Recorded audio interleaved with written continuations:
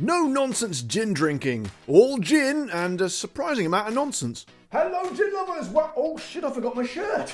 There we go, that's better. Now, where were we? Hello, gin lovers! Welcome back. I'm Bobby Freeman, now suitably dressed and also suitably excited because today, my friends, we've got a wee Scottish gin on the show for you. And I haven't done my Scottish accent for quite some time, so I'm quite excited to do that for you. However, I will reserve it for the main part of the description of the video, otherwise I'll mess my throat up again like I did that time. I'm pretty sure it was the Scottish accent that was responsible for my terrible, painful throat, so I shall use it very sparingly in the video. Anyway, let me introduce you to the gin. It is Glaswe Gin, and for those of you who are not from the UK and not familiar with the town of Glasgow, that is actually a hilarious pun on the word Glaswegian, because if you are from Glasgow, you are by definition a Glaswegian. Also, it seems to be rattling up, don't know if you can it seems to be rattling around on the desk. That's kind of annoying me a little bit. Here we go, hang on a second. I happen to have a fortunistic piece of kitchen roll there, and there we go, problem solved. I've said it before and I will say it again, that is another classic bit of content there you would not get on other YouTube channels. Anyway, let's just crack on with the video, shall we? But before we do, my friends, let me introduce you to the wonderful sponsor of this show and indeed this video, that is ZBiotics. If you haven't heard of them, they are the most wonderful probiotic drink that helps you feel a little bit better the day after you've had a few drinks. And as you know, I only advertise products that I actually genuinely like and use on this show, and this is one of them. You literally take one of these cool looking little bottles,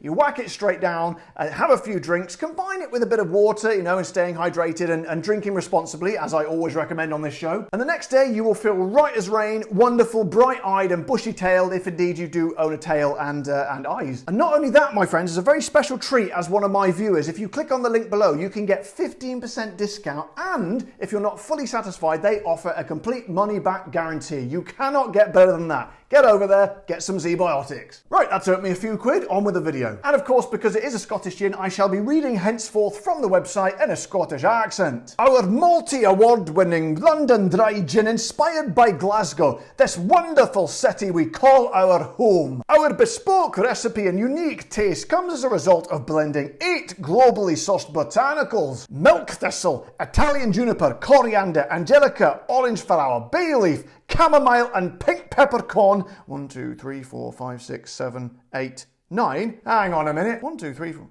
1, 2, 3, 4, 5, 6, 7. No, it's not. I can't even count even on my own fingers. Combined to create a characterful Glaswegian gin that you can enjoy glass after bloody glass. Doesn't actually say bloody. I popped a bloody in there just because because it's my show and I bloody well can. Tasting notes: strong juniper and lime provides.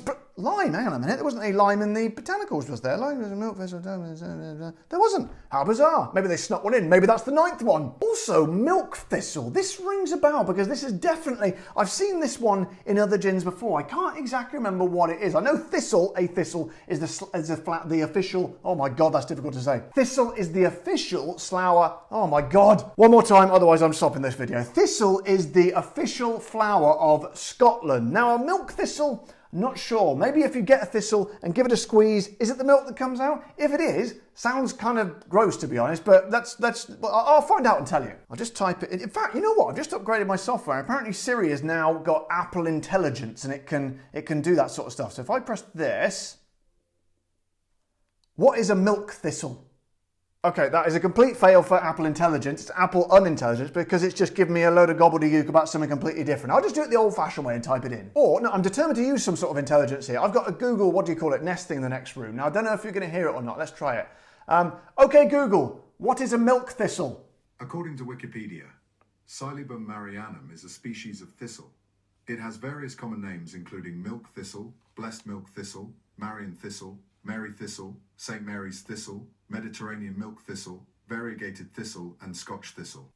Are you any the wiser? Because I definitely am not. All I heard was thistle, thistle, thistle, thistle, thistle. Okay, I know I'm kind of labouring this point a little bit, but I'm not going to let this go. It's basically just a kind of thistle, okay? So yeah, I don't know. To be honest, I've lost interest now. Let's stop this rather irritating, annoying part of the video, move on, and get some in the nose and in the mouth. So then, my friends, good God, that was a kind of annoying section of the video, wasn't it? Never mind. I think you've seen worse. So let's see if I can get the plastic bits off. This is always a bit of an entertaining bit of the show. Well, when I say entertaining, tedious. When I try to get the plastic bit off without having to pan away because it's really difficult. Ah, there we go. I've got it. Excellent. So, are we rewarded with a cork? I think we are. I'm not 100% sure, but it looks like a cork to me. So we know what that means. It's the wee Scottish, actually, it's the wee Glaswegian cork test. The wee Glaswegian cork test. So, do we have a squeak? Here we go.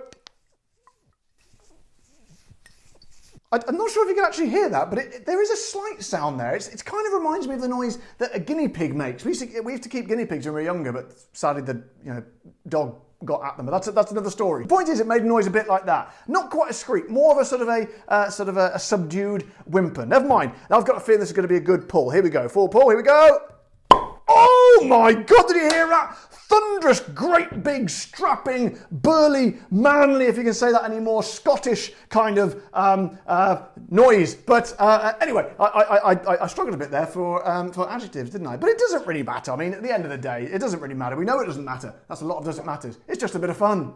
So then, let's get the glass up here, shall we? So, oh my God, it's one of those ones that can't wait to get in the glass. It's literally, oh my God, it's surrounding me with a lovely kind of alcoholic fog. Alcoholic Fog, that's going to be the name of my next album. So, let's have a look, shall we? I feel like I should have put that on an angle like that so you can see the whole wonderful pun there. Anyway, let's get the nose in the glass, shall we? So, man, that is a lovely, lovely smelling gin. This is what we'd call a core gin, okay, I think. So there's not any sort of, well, actually there is a few good standout flavours in this. Because, well, the milk thistle, for example, even though we don't know what, let's not get bogged down the thistle again. But it was a kind of an interesting mix in there. Things like the orange flower, I think it said orange flower. And what the hell was the other thing I was thinking of? Pink peppercorn, that was it. Which one had pink peppercorn? There was one called Lone Wolf. I think it was Lone Wolf Gin, made by Brewdog, the incredible, the sort of famous, successful British sort of pint pulling guy. Anyway, my point was that's something to look out for here. So there is a slight sort of a warmness, a hotness, kind of sort of a prickly sort of pepperiness about it. I feel if I sniffed it enough, it might induce a sneeze. I'm not sure if that will make good or bad content for YouTube. I've probably done worse on this show, to be honest. But anyway, I think this is shaping up to be a very exciting gin. It's not going to be out there with crazy and wonderful flavours, but I think it's going to be an interesting tweak on the traditional sort of mixture of gin botanicals. So let's not fanny around, my friends. Let's get it in the old mouth. Sorry about that, came out a little bit aggressive there for a second, didn't I? But you know what? Sometimes I'm a passionate and emotional man, so occasionally that comes across as aggression, so I'm sorry about it. Actually, no, I'm not sorry. It's my channel, I'll do what bloody I want. See what I mean? Right then, anyway, let's stop being aggressive to my lovely subscribers. Get that in the glass. And here we go, my friends. So, thank you to all my wonderful patrons and members who are literally paying for the gin. Well, not that one. That one was given to me as well. But you pay for a lot of the gin on this show, and just to keep me going. To be honest, just to give me a little bit of like when rich people used to throw hot pennies to the paupers. I don't know where I'm going with this. Anyway, my point is, thank you very much to my patrons and members who contribute to this channel. I salute every one of you, and to the rest of you, I salute you as well. And oh God, honestly, sometimes I wonder why people bother watching this show. Let's just drink it, shall we? Thank you to everybody. You're all wonderful, and this is Glaswe Gin. That's it, I think, apart from saying cheers. Jesus Christ, what a little shit.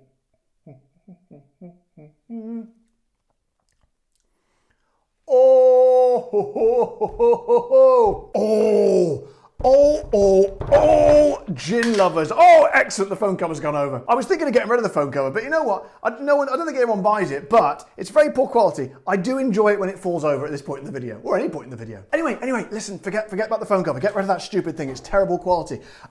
Gin lovers, this, oh my giddy aunt, and that is a phrase you don't hear enough in anywhere really. That is, oh my God, so let me try and put it into words for you. It is a beautiful, beautiful balance of sweetness and that hot pepperiness I told you about, used in absolute wonderful conjunction. Oh my God, that was so nice. Let me try a little bit more. Oh God, no.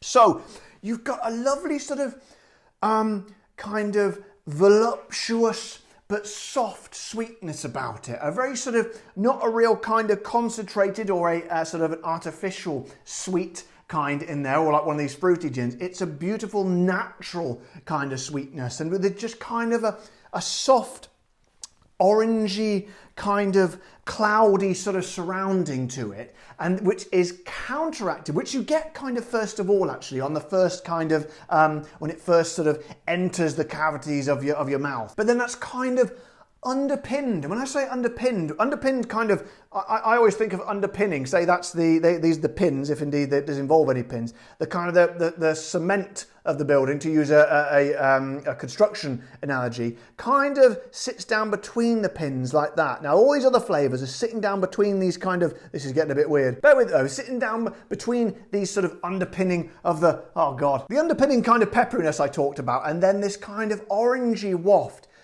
kind of combines like this. I know that kind of makes absolutely no sense at all, but it kind of works.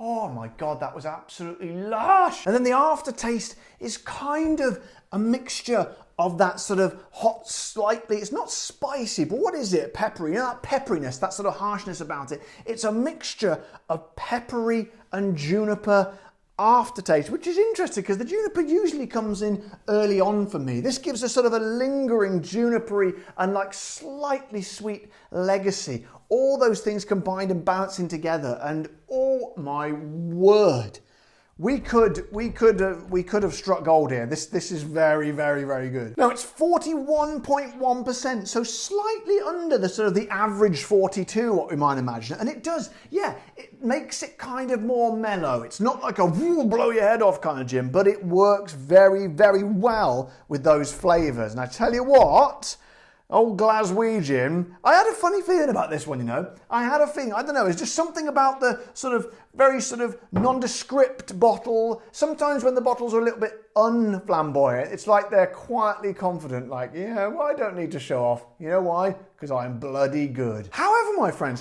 this is going to be an interesting one to try neat, isn't it? Because I reckon this is all about the tonic. I'm going to put my on the line here, sorry to use an unpleasant expression there, I might even bleep it out. Just in case my mum's watching, which she almost certainly isn't.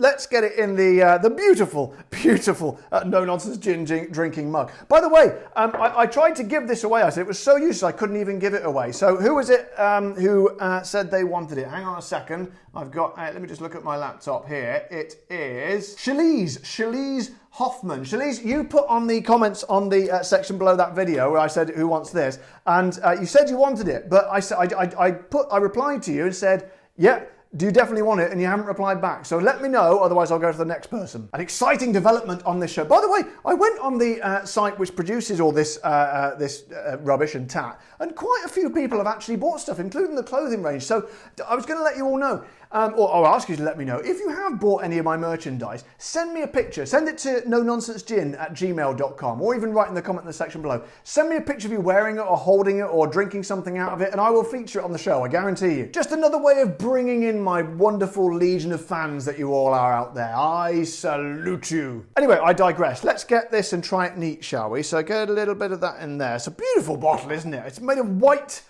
glass, I think. Is that possible? I don't know. It might be surrounded, I don't know, glass surrounded with something else. Who cares? Anyway, let's try this neat, shall we? Here we go.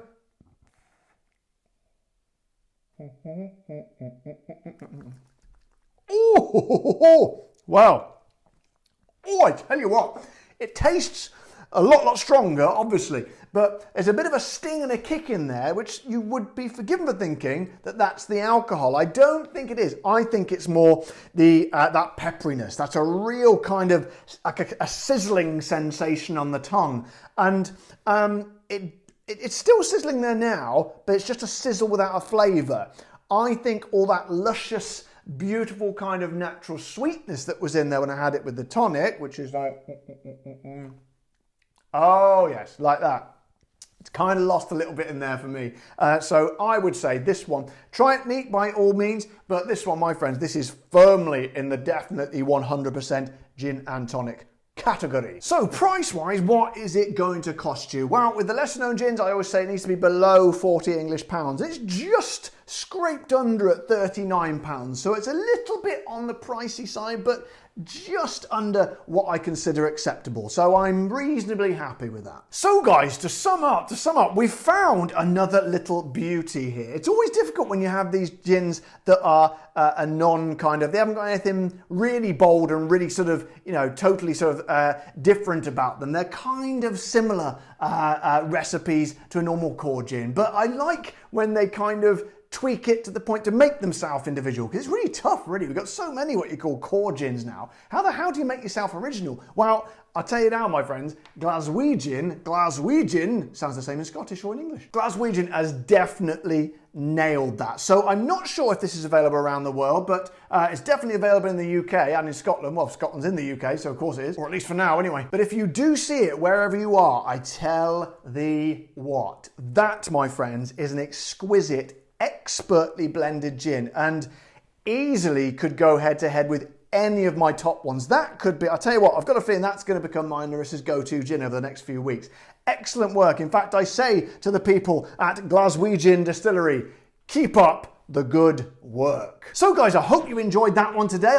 There was a lot of muttering and sort of digressing into various different areas, but you know what? That's what happens on this program. I like to think that's why the people tune in. Not everybody, because some people hate it. They troll me for talking a load of nonsense. But my core fans, they like a bit of nonsense, don't you? Huh? Let me know in the section below. Please just back me up, because otherwise I look like an idiot. But if you did enjoy it or derive any sort of pleasure whatsoever from it, don't forget to subscribe to my channel if you haven't already. Press the like button on the video or head over to the Patreon page if you want to become indeed Charlize, who's possibly going to own this beautiful, incredible stainless steel mug. She was one of my patrons as well. I'm not sure if she is anymore, but anyway, you could go and become a patron as well. Or if you don't want to do that, if you can't be asked to go and make a Patreon account, simply click on the join button below this video. But until next time, guys, you all know the drill. Take care, stay safe. Thank you to all my partners. My partners? I've only got one partner. Honestly, Narissa, you're the only partner I have, my wife. Thank you to all my patrons and my YouTube members. And of course, my friends, keep drinking the gin.